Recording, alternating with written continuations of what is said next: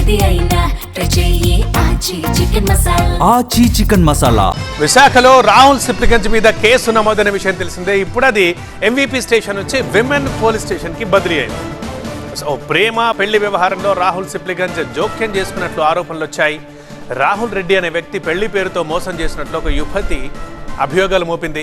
అటు పెళ్లికి నిరాకరించడంపై రాహుల్ రెడ్డిని నిలదీసింది ఆ యువతి. రాహుల్ రెడ్డికి సపోర్టుగా రాహుల్ సిప్లిగంజ్ ఆయన భార్య వచ్చినట్లుగా అభియోగాలు ఉన్నాయి. రాహుల్ రెడ్డి కుటుంబీకులతో పాటు రాహుల్ సిప్లిగంజ్ ఆయన భార్యపై కూడా కేసులు నమోదయ్యాయి. జూన్ 11న మొత్తం 11 మందిపై ఎంవీపీ పోలీస్ స్టేషన్లో కేసులు నమోదయ్యాయి. అయితే కేసు బదిలీ తర్వాత ఇప్పుడు విచారణ ప్రారంభించింది విమెన్ పోలీస్ స్టేషన్. కేసు నమోదైంది జూన్ 11న, అంటే సరిగ్గా 2 నెలల క్రితం.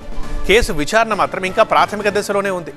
ఓవైపు రాహుల్ సిప్లిగంజ్ ఈ కేసుపై నోరు మెదపకపోవడం ఒకెత్తైతే 2 నెలలుగా కేసులో ఎలాంటి కదలిక లేకపోవడం మరొకెత్తు.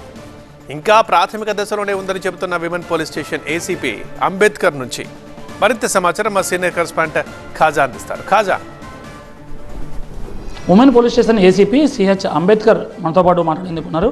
సార్, ఈ సింగర్ రాహుల్ సిప్లిగంజ్ సహా వాళ్ళు సహచరుల మీద కేసు ఫైల్ అయింది అని చెప్తున్నారు. అసలు కేసు డీటెయిల్స్ ఏంటి? ఎంతమంది మీద కేసు ఫైల్ చేశారు? జూన్ 11, 2026 రోజు ఒక యువతి ఎంవీపీ పోలీస్ స్టేషన్కి వెళ్ళి గత సంవత్సరం జూలై 2025లో బంబుల్ అని ఒక డేటింగ్ యాప్ ద్వారా తనకి కర్పూరపు రాహుల్ రెడ్డి అనే అతను పరిచయం అయినట్లు, పరిచయం కాస్త ప్రేమగా మారినట్లు, శారీరకంగా కూడా కలుసుకున్నట్లు, తర్వాత పెళ్లి చేసుకుంటానని చెప్పి నిరాకరించడంతో సదరు యువతి ఎంవీపీ పోలీస్ స్టేషన్లో ఇచ్చిన రిపోర్ట్పై కేసు అది నమోదు చేయడం జరిగిందండి. ఆ రిపోర్ట్తో పాటు కర్పూరపు రాహుల్ రెడ్డి ఫ్రెండ్స్ మీద కొంతమంది మీద, రాహుల్ సిప్లిగంజ్ వాళ్ళ మీద కొంతమంది తిన్నని బెదిరించినట్లు, ఇంకా నీ దారి నువ్వు చూసుకో, అబ్బాయి దారి చూసుకుంటాడని చెప్పి ఆరోపణలతో ఎఫ్ఐఆర్ అది రిజిస్టర్ చేయడం జరిగింది. ప్రస్తుతం ఎంవీపీ పోలీస్ స్టేషన్ నుంచి మా స్టేషన్కి ట్రాన్స్ఫర్ చేశారు కేసుని. అది నేను ఇప్పుడు దర్యాప్తు చేస్తున్నాను, ఇంకా దర్యాప్తు దశలో ఉంది. ఈ కేసులో టోటల్గా ఎంతమంది ఉన్నారు? ఎంతమందిపై ఎఫ్ఐఆర్ బుక్ అయింది? ఎవరెవరు ఉన్నారు దాంట్లో?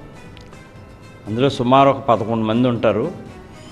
ఈ A1 ఎవరైతే ఉన్నారో కర్పూరపు రాహుల్ రెడ్డి వాళ్ళ సిస్టరు యశస్విని కాబోయే భర్త విఘ్నేష్, రాహుల్ సిప్లిగంజ్ అవని, వాళ్ళ వైఫ్ సిస్టర్ అవని, ఇలా సుమారు ఒక 11 మంది దాకా ఉంటారు. ఇంకా వాళ్ళు ఇచ్చిన రిపోర్ట్, ఈ కేసు ఇన్వెస్టిగేషన్ అంతా కూడా క్షుణ్ణంగా చేయాల్సి ఉన్నది, దర్యాప్తు దశలో ఉంది. ఈ రాహుల్ సిప్లిగంజ్ పాత్ర ఏంటి సార్ యాక్చువల్గా దాంట్లో? అది ఇంకా తెలియదండి, ప్రస్తుతం ఇంకా దర్యాప్తులోనే ఉన్నది. ఎటువంటి సెక్షన్ సార్ వాళ్ళ మీద జనరలైజ్గా వేశారు? వాళ్ళ మీద మెయిన్ A1 ఎవరైతే ఉన్నారో ఆయన మీద సెక్షన్ 69 అండి. ఇది sexual intercourse by employing deceitful means అని ఉంటుంది.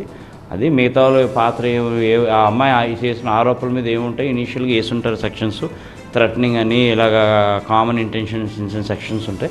చూడాలి ఒకసారి అవన్నీ కూడా. మరొకసారి బాధితురాలను పిలిపించి ఆమె స్టేట్మెంట్ మరొకసారి తీసుకున్న తర్వాత ఈ కేసుతో ఆమె అభియోగాలు చేస్తున్న వారందరినీ పిలిపించి విచారించే అంశాన్ని పోలీసులు పరిశీలిస్తున్నారు. ఇంకా విచారణ ప్రాథమిక దశలో ఉంది కాబట్టి ఫర్దర్గా ఏదైనా ఉంటే పూర్తి స్థాయిలో ఇన్ఫర్మేషన్ ఇస్తామని ఏసీపీ అంబేద్కర్ చెప్తున్నారు. కెమెరా పర్సన్ బాబుతో ఖాజా టీవీ 9 విశాఖపట్నం.